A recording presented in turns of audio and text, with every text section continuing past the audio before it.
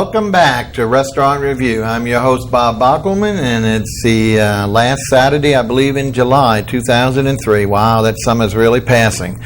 We welcome you back, as usual, to Restaurant Review every Saturday from 3 to 4 on Channel 77 with repeats during the week. Our usual format, for those who don't follow us, is that we debut new restaurant and their chefs every week, followed by interspersed, with a new emerging musical guest. And we have both of those in the house today. Just for those who don't know about us as well, we're also on Tuesday mornings, WSMB 1350 radio from 7:30 to right about 8, talking about restaurant chefs in the city and talking about our particular program. So if you get a chance and you're an early morning listener, tune in and you'll know what's coming up on future shows. And don't forget our website, restreview.com. You can join us in the studio, recommend any restaurants you'd like to hear about or see, or musicians, or ask any question about the show. All right, without further ado, we're going to take our usual stroll to the rear of the studio and meet today's musical guests. Follow me.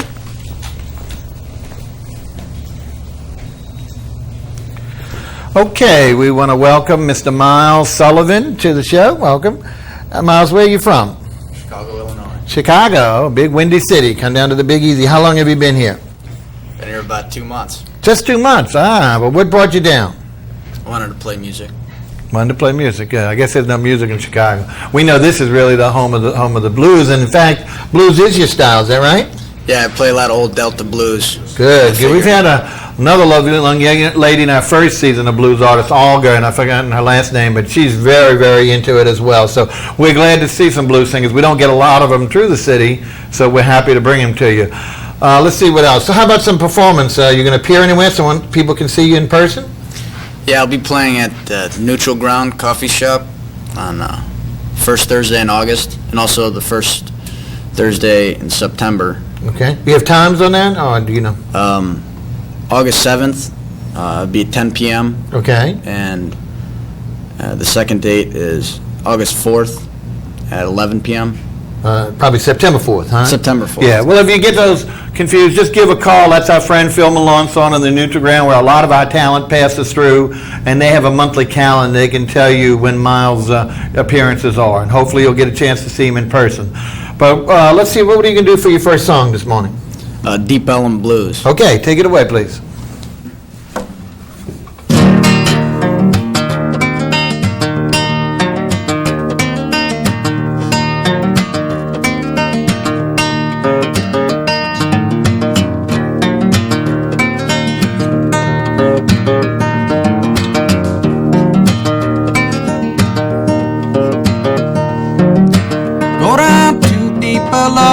Keep the money in the shoe.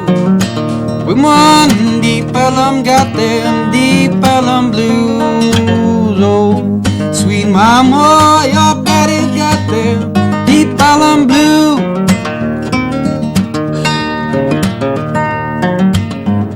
Oh, sweet mama, your daddy got them deep Ellum blue.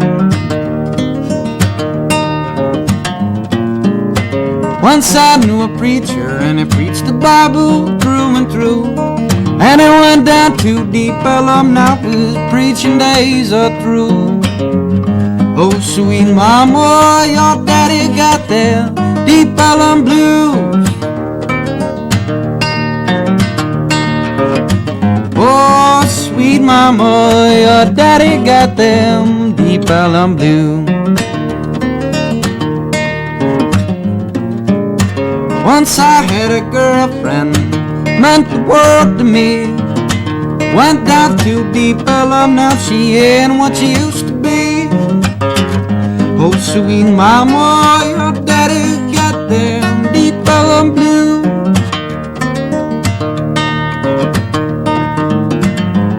Oh, sweet mama, your daddy got them Deep Ellum blues. Go down to Deep Ellum, have a little fun. Have your $15 ready when them policemen come. Oh, sweet mama, your daddy got them Deep Ellum blues.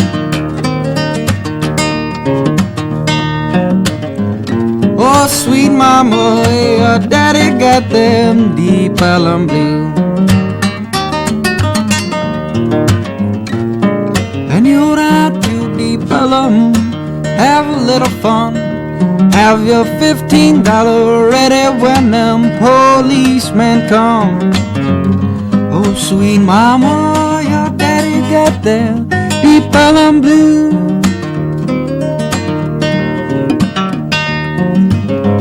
Oh, sweet mama, your daddy got them deep Ellum blue.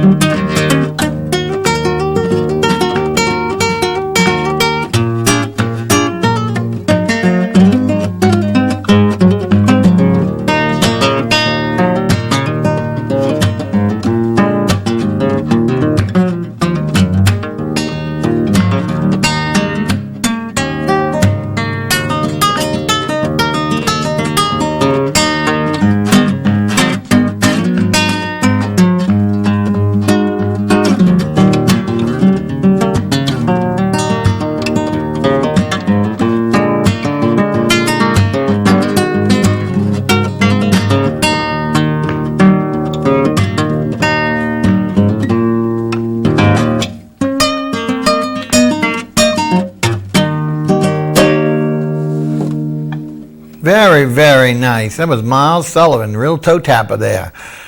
Stay tuned, he'll come back to us a little later in the show for a couple of more songs, and we really enjoyed that performance. Okay, let's move on, and we want to talk about our restaurant chef today. We have a great new restaurant that is really in our French Quarter, for those who know about where New Orleans is, and in a lovely hotel called the IBERVILLE House, very small, intimate, but very, very nice and very well-known hotel here in our city. And our chef today is Matt Caldwell, hailing from Atlanta, and he's actually taken over the reins of the restaurant about a little bit over a year ago. And so let's go ahead and introduce and welcome Matt Caldwell to the show. How are you doing, Matt? Doing fine, Bob. Great. Thanks. Now, tell us again about, tell us a little bit about your bio and when you decided to open up shop over there. Well, pretty young chef to be in New Orleans. I ended up working my way through school like most students do in the service industry, and then I ended up in kitchens for about 3-4 years while I was going through college. Once I got out, I had so much fun that I thought I might want to go to culinary school. So I went to culinary school and worked at a couple of really good places in Atlanta. High-end, fine dining, catering, small places, big places, and then had an opportunity to come into New Orleans, and so I jumped on that opportunity to come down here. Great. Well, you know, folks, we usually frown on some of the chefs coming in from out of town here. We usually think that only our natives can do a really good job, and but at the same time, of course, Atlanta being a very progressive city and its taste buds as well has developed and produced a lot of chefs as well. I think we probably outnumber them, but at the same time, we're really glad to get Matt down here. When you hear about some of the food that he's bringing to the city, I think you'll agree as well. Okay, again, let's talk a little bit about the restaurant. And folks, for those who know, we'll see the pictures behind us of the interior, beautifully decorated restaurant. Your seating capacity is about what, Matt? We can seat anywhere from about 65 to 75. We also have a courtyard. Right. We can put 16 people outside when the weather's nice. Yeah. So we can do smaller parties also. 40, 50 people, private parties, we can do that. Great. Yeah, we will, as we go through the photos, we're showing some of the interior shots now, but soon you'll see a couple of the beautiful courtyard, lovely big dolphin, a fish, a fountain, and just very romantic and great place to have an afternoon or an evening set. So when the weather's nice here in the city, of course, that's not always great. But how about days and nights? What days are you dark? Any days at all? Sunday. We don't like to do Sundays. We know how sacred football season is in New Orleans, and we like to take advantage of that ourselves and watch a little football. But Monday through Saturday, Monday through Friday we do lunch, and then Monday through Saturday we do lunch and dinner also. Great. And we have happy hour Monday through Friday. Great, great. Well, he's got a beautiful bar that is distinct from the restaurant, so it's a great place to be in the quarter, of course, where everything begins nightlife. So this is a great place to either start for drinks, saunter into his dining room, or if you care to go somewhere else, movies or something like that, some of the live entertainment in the quarter. Okay, what we want to do now is actually just our usual process, and that's going through the menu, picking up, highlighting some of the items in each of the categories, and of course we always start with appetizers, and we'll be getting some pictures for the folks who'll see that as well. And the first one we talked about, and this was a great choice I thought, was to consistently use something that we're very well known in the South, and even more particularly here in Louisiana, and that's your fried green tomatoes. Let's talk about a little bit about how you came to do this particular appetizer. Well, the fried green tomatoes, we do a little bit different rendition than most people. We like to stuff them with some goat cheese, and what we do is we take 2 very thin slices, stuff them with a little goat cheese, roll them in a little bit of cornmeal, and then fry them so it makes the goat cheese nice and melty right when it comes out. Then we make a traditional shrimp etouffee to pour right over the top to give it a little sauce to mop it up with. Yeah, there you go, folks. You see really a neat combo. The wonderful wholly sliced fried green tomatoes, as he said, stuffed and then fried, and then with a great shrimp etouffee base. So really, you've got almost a whole complete meal there in one, but it's a really great way to start. And of course, putting some of his breads, he's got a nice selection of wonderful cornbread, huh? Is that, well, you call it corn muffin, huh? Do a corn onion muffin. Couldn't be from Georgia, I guess, and I do a corn muffin. And then you also do some, focaccia? Do focaccia, we do a challah bread, which is more of a yeast roll. Yeah, okay. Well, great. Nothing better than dipping that in that shrimp etouffee there. So that's a great way to start, folks, either for yourself or really for some of the other diners. Now let's move on to the second one. This is a beautiful presentation, and it's actually your smoked salmon. I don't know if people can really get the full view from the picture here, but it's just beautifully done. It almost looks like snails or giant sea snails. So tell us what you do. Hopefully we'll get that picture back up for the folks to see it. Well, that is our house smoked salmon right there. That's an actual pretty long thing to make. It takes us 3 days to make Wow. it. We have to cure it in salt and sugar, and then we smoke it in-house over hickory wood chips, and then that's just the beginning of it.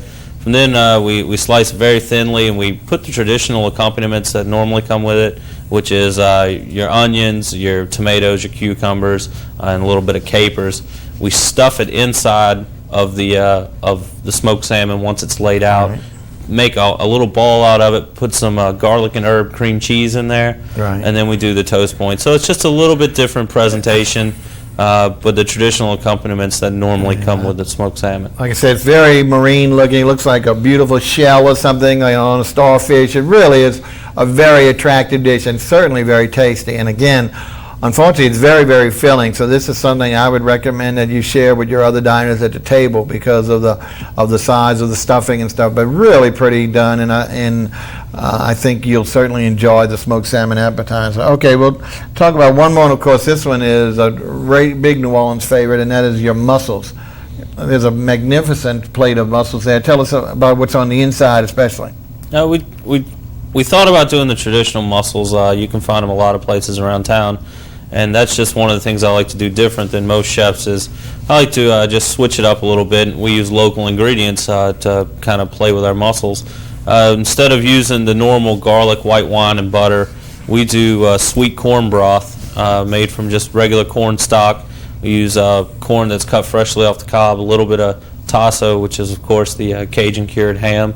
And then we put some leeks and tomatoes in there. And it's just a little bit different than a traditional mussel dish. Comes out a little bit spicier due to the tasso. Yeah. But still the garlic, put a little bit of white wine in there, and it's just a little bit different from the standard variation of mussels. Yeah, I think most mussels treatment is a little mild. I think I tell them this one really had the New Orleans zest that we all crave for our palate. So I think this would really be a different taste for you. So if you enjoy mussels and you're usually done in more of a mellow sauce, this is something really gonna zing you and really make it quite enjoyable. So I would hardly recommend this. Now we have a few more appetizers, but we want to go on with our pictures, and what we'll do if we have time, we'll come back and talk about those because he has a very nice selection. But he also does a soup du jour, and I think we had the, let's see, what one did we have? I think it was the corn and tasso, is that it? corn and tasso chowder. Okay. You had when you came in. We switched it up. We try to keep it pretty New Orleans-y for our soup of the day. We don't really want to variate just because we are in the quarter and we do have a lot of tourists coming in. We do the corn and tasso chowder. It's traditional chowder, the pork products, the potatoes, cream, corn, a little bit of Trinity, and then we kick it up with a little bit of New Orleans-style spices. We've also done a New Orleans clam chowder, which is a little bit spicy, and I like to do chowders. I just think they're good dishes to do. So we've done the andouille chowder and crab chowder. Yeah, I think that's great because we really don't. We're not associated here with chowders, as you know. It's more we think of that more as a New England dish or up the coast. So it really is nice to introduce. And we focus so much on our gumbos here more than anything else. But I think folks, when you try this, it really was excellent. So I'm anxious to try some of his other chowders because I think it's a new introduction to the city. Okay, and now we're going to touch on two of his salads. Now, both of these salads are some of the prettiest presentations, and even though the presentation is almost so similar from the look, at the same time, the ingredients and the style of the salad are totally different and totally taste. And I believe the next one we did was actually the maple vinaigrette, which is to me almost like a Waldorf salad, but not. Let's talk about that because you need to see a beautiful bird's nest of greens wrapped around the ingredients. Let's please describe that, please. Well, that is traditional field greens or normal mesclun mix, anything you can get at the store. But then we do fresh pears, a little bit of English Stilton, which is a blue cheese. Great blue cheese. Do walnuts and then a little bit of macerated figs. And when you macerate figs, it just means you soak them, you rehydrate them in some type of alcohol. In this case, we use port wine, which gives it. It's a very fall salad. It's one we ran during the fall, and we're still running it now because we've had a lot of people that really like it. Yeah. But with the blue cheese and the port and the fresh pears and the walnuts, it's a delicious salad. Really great, folks, and for people who eat, who like the cheese, and it was great with the figs macerated with the port wine. I think it really is an excellent and beautiful presentation. And as we go on to the next salad, like I said, make no mistake, it's not the same salad because the presentation of the greens wrapped around the ingredients make it in this beautiful bird's nest. It's just a great presentation, but totally different. In this one, we really get into the sweet fruit kind of salad, and it's not that much fruit in it. And you're calling it what was it? The sweet peppercorn vinaigrette? Is that it? That's correct. It's a sweet peppercorn vinaigrette. It's a little bit different than most vinaigrettes. It separates really easy. It's not a very heavy dressing at all. It's a great salad for the summertime. We do some fresh strawberries. Right. We make our own pralines, little candy coated pecans in there, some scallions, and then this light vinaigrette. And we do all of our salads the same way. We try to mold them down into some PVC. That way it looks clean, really presentable. It's not just lettuce thrown on a plate. But even something as simple as a salad, you can make look like a nice entree. Well, it's kind of a fun thing, too, because as you dig into it with your fork, then everything moves and spreads out into the plate to make its normal look. But it's really great because it's just like a kid with a present or a toy. You start digging in there and then opens up to just a beautiful view. But the real secret ingredient, which I didn't mention in here, besides the great strawberries and fruit, is the pralines. The homemade pralines in here really give it a sweetness like you wouldn't believe, and mix that crunchiness with the fresh strawberries. One of the best I've had. So I think you would really be surprised and really enjoy it. Like you say, certainly great for the summer. And there it is on the screen. Beautiful coloring as you see but again, the greens wrapped around the side. So when you dig in, it all expands out into the plate. It really is a fun as well as a tasty dish. Okay, now let's see. We want to move on a little bit because you have a few more salads. We want to go ahead and start our entrees. And we're going to look at 3 of them today. And the first one we're going to look at, this was delicious, folks, was a sweet corn encrusted mahi. I believe that's the right one. Is that right? And this has a very unusual side treatment, so and also the preparation. So there we go. Take a look at this, folks. Take a real long look because it's very unusual, the colorations in here. One, of course, you have your fish with almost looks like fried chicken. And let's talk about how you do that before we move on. And please, let's keep that pick up for a while. Well, that is sweet corn encrusted mahi. As you know, mahi's a local fish right out of the Gulf. Comes in, it's kind of a white, mild fish. What we do is we take a little freeze-dried corn. which is pretty hard to find in the city. You have to get it through specialty stores. But freeze-dried corn pretty much just can be ground up like a flour, and we leave a few chunks in there so you can notice it's corn. But it gives it a really sweet taste that goes great with a little mild white fish. And so we just coat it like you would normally coat a fish. We do a little flour and then seasoning and then egg wash and then into this dehydrated corn, seared off in the oven, in a pan, and then just finish it off in an oven.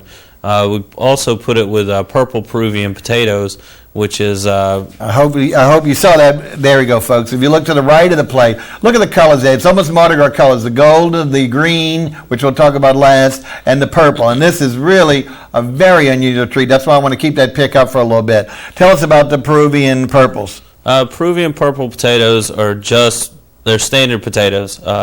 Peru has over 100 variations of the potato that are all natural. What we're used to seeing in America is just a few different kinds of potatoes, but these are naturally purple. The whole potato is purple. We boil them whole and make them just like normal mashed potatoes. They have a little bit more of an earthy flavor to them, a little darker flavor to them, but it goes greatness with the sweetness of the fish. And then meshed between them, the little trees. That's not just broccoli, folks. That's broccolini for those who know they're cross species. Now, tell us about broccolini for those who are not familiar with it. Broccolini, or it's called aspiration. What it looks like is asparagus stalks with a head of broccoli on it, but it's actually not. It's a hybrid between broccoli and an Asian vegetable. It can be found locally here in the city at some markets in the city. You can find it, and it's really nice, especially if you like asparagus and you like broccoli. You're getting the best of both worlds.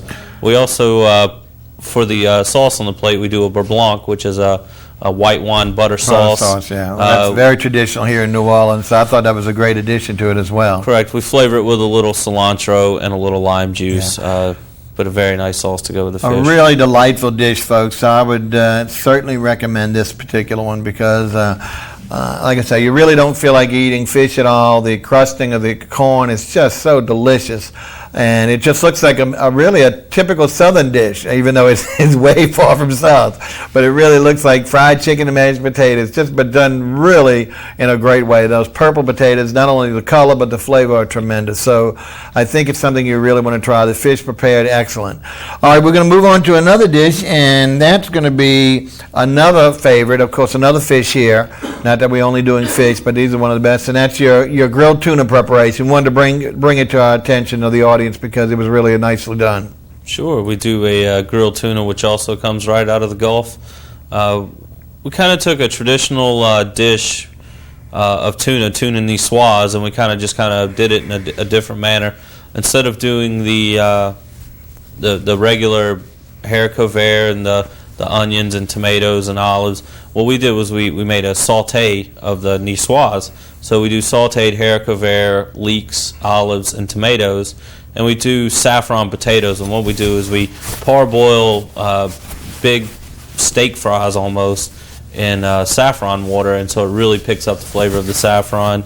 Then we take them out, we cool them down, and then we deep fry them to order. So really crispy, light steak fry, flavored with a little saffron, which is a traditional element in the tuna niçoise. And then we cook the tuna to order, rare, mid-rare, whatever you'd like, a little seasoning on it, and it comes out nice. And for the sauces, we do a roasted red pepper coulis, which is really light. It's almost like a couple of oils on the plate. Yeah. But they do give a little flavor, especially with the roasted red peppers, and then also a Kalamata olive oil on the plate. This was really such a blending to me of cultures. I mean, certainly the French with the salad niçoise, the American look at the French fry, the tuna, of course, and then the color of the president was so Spanish, the salsa kind of looked. So to me, it was really what New Orleans is all about, a mixture of almost like our gumbo, but I mean the idea of mixing cultures. So really, whether it's just the presentation or the look, it was really excellent. Now, I understand we have a caller on the line, so we want to welcome you to Restaurant Review. I'm Bob Bockelman, and our guest chef today is Matt Caldwell. To whom are we speaking? My name's Angela. Welcome. Hi. I had a question for Matt. Okay. I was wondering if you served any vegetarian entrees in your restaurant. On the menu, we don't have any vegetarian entrees, but anytime somebody comes in, we do take pride in serving all the people that come in. Somebody will ask you what your preference is. Do you eat meat? Do you eat seafood? Do you do dairy, cheese? And one of the chefs will come up with something to your liking in the back. We can always come up with anything. We have plenty of vegetables, especially with these Peruvian mashed potatoes and broccolini. That's almost an entree in itself. That's So exactly you what could just cook me something special? Absolutely. If you're a vegan or a vegetarian, anytime you stop by the restaurant, we will accommodate you. Oh, that's great, Matt. And I was wondering, could you tell me where your restaurant is located? We're in the French Quarter, located on Decatur Street, inside the Bienville House Hotel. Okay, well, thank you very much. Thank you, dear. We really appreciate it. I want to tell you one last thing in our audience, because I know a lot of people who live out in the suburban areas, and when they talk about going in the quarter, oh, no, that's too far of a drive, or it's too much of an expense for parking. So we really wanted to, should have said this up front, but I think this is a great time because of the caller, that Matt does do validated parking. Let me let you explain it for the evening dinner meal, so that way our customers, our viewers can certainly try you without worrying about having to ride around looking for a place or an exorbitant parking fee. Yeah, in between Canal Place and the brewery, there is a parking lot there, and all you have to do is pull a ticket, bring it in, and we will validate it for 3 hours. So as long as you come in and eat dinner and eat for 3 hours, we will pay for your parking any day of the week. Only for dinner, though, not for lunch. Right, for dinner only. But still, that's going to encourage a lot of folks because, and we want to put on our website some of the restaurants in the quarter that do feature validated parking, because a lot of folks I've heard, that's one of their biggest complaints is they don't want to drive around looking for a parking place, nor do they want to hit with a big $10, $12, $50 or above parking fee. So what you need to do is patronize some of these restaurants that do provide the validation, so that way you'll get the excellent food, but at the same time not have that headache. Okay, now let's see. And again, we thank the caller. And I was going to hardly double recommend what Matt said. Certainly try those Peruvian purple potatoes, and maybe the broccolini would be a great dish. And of course, maybe one of the salads. But that alone is worth the trip, because you're not going to find that anywhere else in the city. And I think the taste of it and the look of it would certainly be a welcome to any vegetarian. Okay, now our next entree is something, unfortunately, our picture didn't come out, so we're going to just hopefully wing the description, and if we have time, we'll come back and do more entrees as well. But this truly was an excellent, so we do a little meat, and it was a marinated grilled pork chop. Talk about this, because there's one element of it that I really got to praise. Go ahead, Matt. We do a marinated grilled pork chop, and we marinate it so it's perfectly tender when it gets grilled, and then we grill it to order, whatever temp you'd like. But then we do an andouille cornbread dressing with a little asparagus and a corn curried sauce. It's just a curry sauce with a little hint of corn in there. It's not overwhelmingly. Goes great with the pork. It's kind of a little bit of flavor stacking because we do a cornbread dressing, and with the cornbread dressing, a corn sauce, kind of a couple of flavors of corn going on. But in the cornbread dressing is homemade andouille that we do make in-house with fresh pork butt, grind it up, mix it with little onions and potatoes, and then smoke it for about 4 to 5 hours. So it comes out beautifully smoked, nice andouille flavor, and you can taste the smoke. Not like cigarette butt type smoke, but a nice smoky flavor that goes along with the pork chop. It stood out right away. I had to compliment him on it, and I didn't know at that point that he did it in-house, so that just explains why it's so tasty. The smoke flavor of the andouille is just some of the best you've ever had. So it is really pronounced when you bite into it. You can see the difference between buying a store-bought one or something made at home and smoked there. So again, I recommend this dish, not only because the pork chop is just a great delight, but also that andouille sausage smoked is well worth the taste. Okay, and he mentioned all the corn. You can see he likes corn, and so puts it in so many ways, in the sauces, in the crusting, and something we really would like. Now let's talk about, we have a little more time before we go back to our musician, so let's talk about a couple of more of the entrees, because we don't want folks to think that you just have 2 fish and a pork dish. I believe we also wanted to talk about a flank steak. Now, not a lot of people, kind of think the flank steak's not your best cut. So why don't we talk about how you chose to do a flank steak, and even a hanger steak is coming back very popular now again. Let's talk about why you chose to do a flank steak dish and how we're doing it. Oh, well, this is a flank steak dish. It's kind of based on the traditional South American churrascaria style. We do marinate the flank steak, and it is a cheaper cut of meat, but the price also reflects on the menu.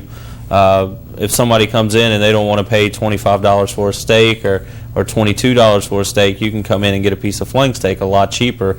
And it is a good cut of meat, especially when something, any tough cut of meat, as long as it's cooked the right way. Right. I mean, that's why you take lamb shanks and you braise them, because you make a cheap, tough cut of meat tender. It's the same thing with the flank steak. We marinate it. We marinated a little soy sauce, a little pineapple juice, and what happens is the enzymes in the pineapple juice tend to break down the meat. Break it down, meat. It can be fork tender when you eat it. We also do a little roasted peppers and onions, tricolored peppers, with little onions, which it's almost like barbecue style. You got crawfish potato salad. That's where I want to stop, because there's definitely something unusual for using our native dish, our crawfish, and putting it together with potato salad. We're seeing more and more the evolution of gourmet potato salads now, where more and more things are being included in. So this is another one. Let's specifically highlight that. I didn't see it or taste it, but I want to know more about it, please. Not only that, but they're made with the purple potatoes. Oh, really? So we do the purple potatoes, and then we make almost like a traditional potato salad. Throw in some crawfish tails to give it a nice crawfish taste to it. Wonderful accompaniment with the steak. It's almost like you're going to go out and have a little barbecue. You got your roasted peppers and onions, your crawfish potato salad, your grilled steak, how you like it. And then we do a chimichurri sauce, which not too many people in the city are familiar with, but it's basically a fresh salsa verde, green salsa. Verde, right. We do cilantro, a touch of mint, a little bit of parsley, garlic, olive oil. Wonderful light dish, goes perfect. It's used a whole lot in South America. That's what I said. That's such a South American influence there, where not necessarily having the best cut of steak and taking that green verde sauce, really wonderful way to dress it up. So definitely is something. But the crawfish potato salad itself should lure you there. But that would certainly be a highlight. And for those who've down in South America know how well that goes over. So I think that's a great idea, and I'm glad to see you introduce it. We'll talk about one more, and then we're going to turn it over to our musician, and we're going to go home south. We're both from the south, him from Georgia and us here from New Orleans.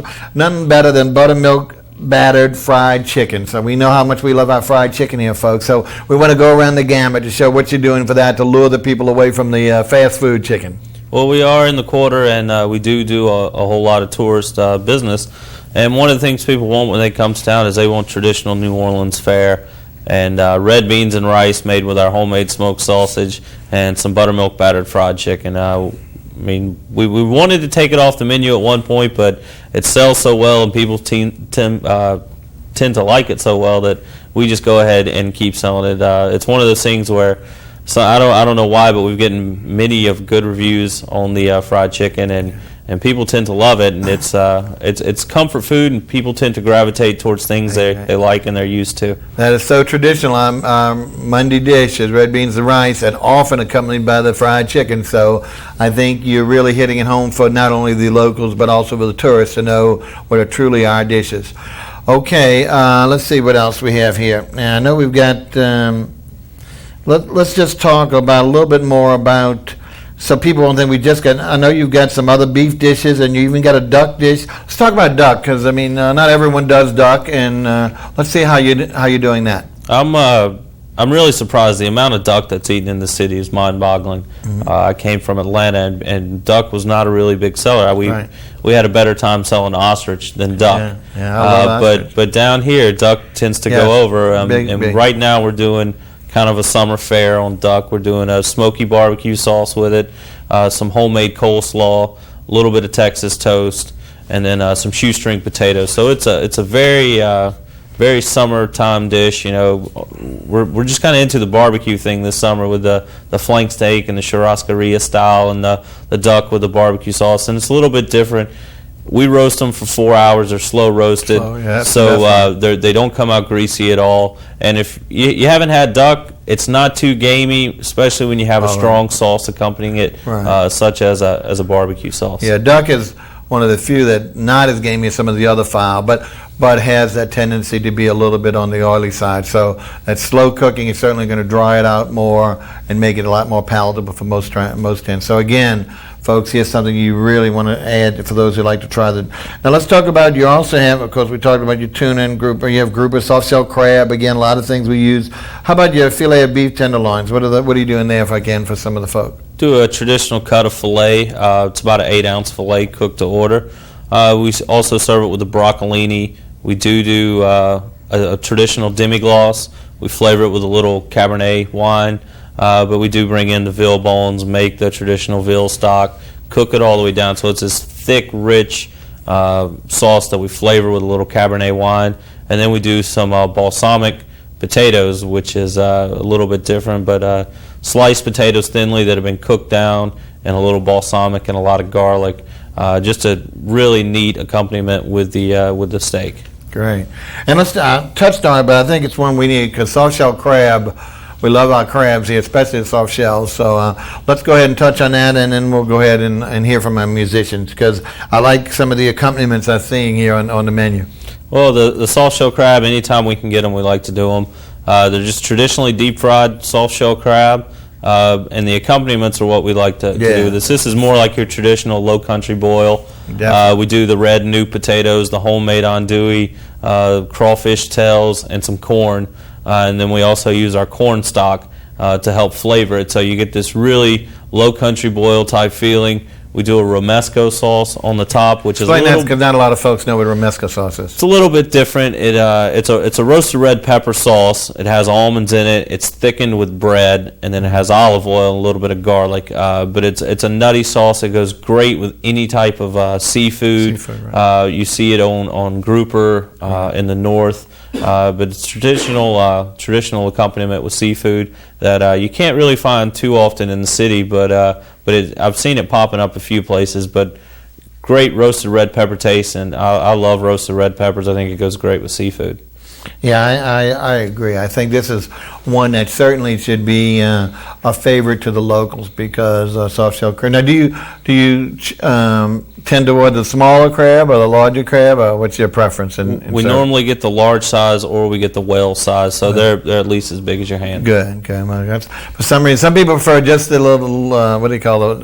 Busters. Yeah, but for most folks, they really like the larger size. So that's great. So there you go, your big old buster crab, and great sauces. A lot of local ingredients for the crawfish, andouille. So new red potatoes. That certainly sounds like a Friday dish here in New Orleans. So I would certainly think you should try it. All right, I think we have just tell us about anything else on the entree that you have. Are you planning any changes to the menu at all fairly soon? We will probably be changing it within a couple of months. This is our summer menu. Summer, okay. Keeping it lighter, a little less expensive, right, because we do cater to the people that are coming in town. Of course. And summertime, people eat a lot lighter because it's hot outside. Also, we end up grilling more food during the summer. That's when you get into your different types of barbecue. The barbecue and all that you were talking about before. Right. Anything in the that you see, without going into too much detail, that you see in the fall coming that really going to knock their socks off? Well, we will switch it back up. We'll switch our duck up. We used to do our duck with fried portobello mushrooms, orange raspberry sauce, and a little fried sweet potato hay on top. That tends to be a favorite, especially in the fall when you get into your heavier dishes. Our cream dishes will be coming out, and we'll be coming out with a little bit heavier fare for the fall. Well, that sounds great. Folks, again, we're talking to Chef Matt Caldwell of Gamay Bistro in our lovely French Quarter in the Bienville House Hotel in between Decatur and, what's the other street? I always get mixed up. Charters? North Peters. North Peters. So it's wedged in between there, but the entrance, although you can get in through either way, your main entrance is on North Peters, is that right? Correct. But you can go through the hotel lobby and get to there, because it's a long, and as we mentioned, it's dark on Sundays, but every other day, Monday through Friday, open for lunch, and Monday through Saturday, opening for evening dinner. So we really want you to encourage to try Gamay Bistro and Chef Matt Caldwell. I think you're going to really be pleased with him to see the great transplant, and we really welcome his appearance in New Orleans, because I think he's bringing a lot of dishes that we normally wouldn't see, a lot of things we haven't seen, but also making it New Orleans style, mixing it with our New Orleans ingredients. Okay, well, I think it's getting near the time. We want to go ahead and enjoy our musical guest again. We have Mr. Miles Sullivan in the house from the Big Windy, from the Chicago transplant. And Miles, why don't you tell us what you can do for your second song, please? This one's called Blood. Take it away. Alrighty. Supposed to be the last song.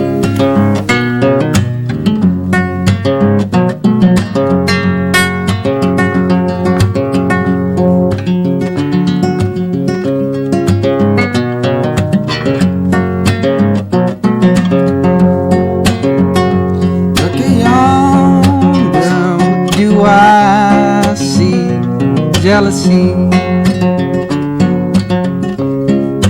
Tell me what you see. Suffer their stupidity. Give mine back to me. 'Cause I see what is better for me. Would you like to handle my identity? But one would be too good for me. And I'm stabbed and I bleed. And I laugh and I bleed.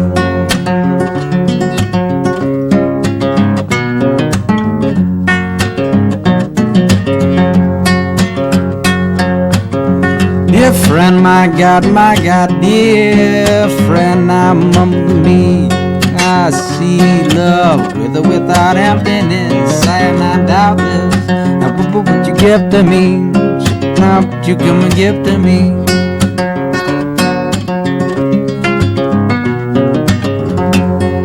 And I feel so. Count the cuts on my hands and a stolen soul. Give me what I need. Battle and I bleed.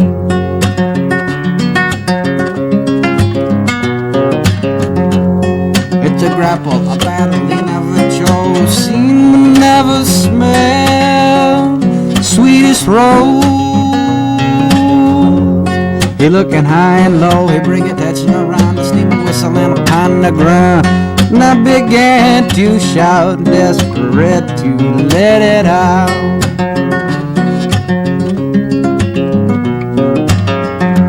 Walking on sugar, I got these broken bottle blues. Dog pusher, give me room in my solitude. I seen come before, come kill us some more. Hell, I walk my road before, never no more, never no more.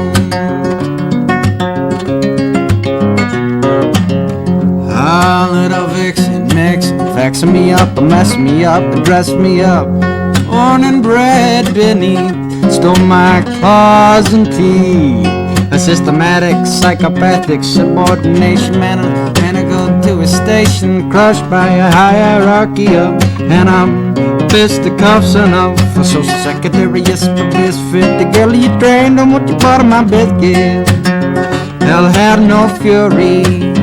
Like woman's gold in a bowl, good though when I'm torn.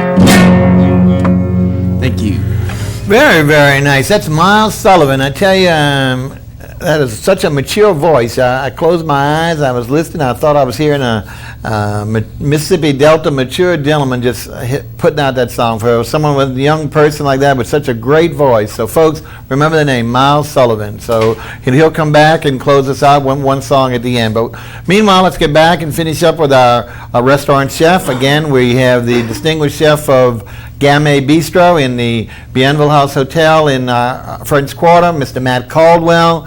And we've given you all some samples of all the way through the entrees. We now want to kind of move along and get into the desserts, the sweets, all of our sweets, and hit on some of the other items before we close out the show with Miles. So Matt, and we'll get our pictures up pretty soon. So Matt, let's talk about your dessert list. I thought it was really superb, and we do have a couple of, 2 or 3 pictures of some of the ones that we tried. And I remember, if I remember correctly, the first one is really your signature dessert. I consider it, and I think you do as well, and that was your fritters. And at first I kind of said, gee whiz, this is definitely Georgia putting on top of us here. You know, we're just not a fritter place, and it just didn't seem apropos.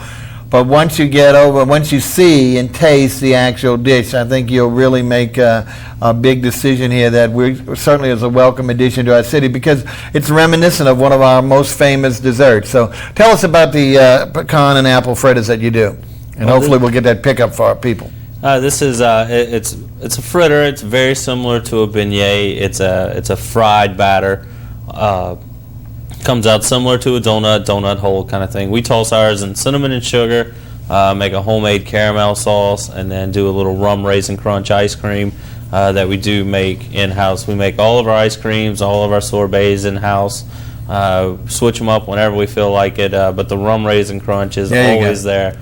Look, take a look at that, folks. Excuse me for interrupting me. I really got to say, this is a great-looking presentation. You see the fritters at the bottom. They definitely look like beignet donut holes in the powdered sugar, and then, of course, just that homemade rum raisin. Of course, he uses real rum, folks, so it's not it's not the store-bought kind that uses rum extract. So you got to be a little careful there, but at the same time, really one of the best desserts we've had. So I think it's traditional spiced rum we put in there. We also put some toasted oatmeal. Put some. That's what gives it the crunch. Okay. Toasted oatmeals, and then we soak some raisins also in rum to give it that hearty rum flavor in the ice cream. Excellent, really good, folks. This is really a different one that I think is well worth the trying. Okay, now another one that now this is very French and very typical of when we used to have so many French restaurants, and that's the little pot de chocolat. What do you call it? A chocolate, chocolate mint pot de creme. And what we had to do was break it open.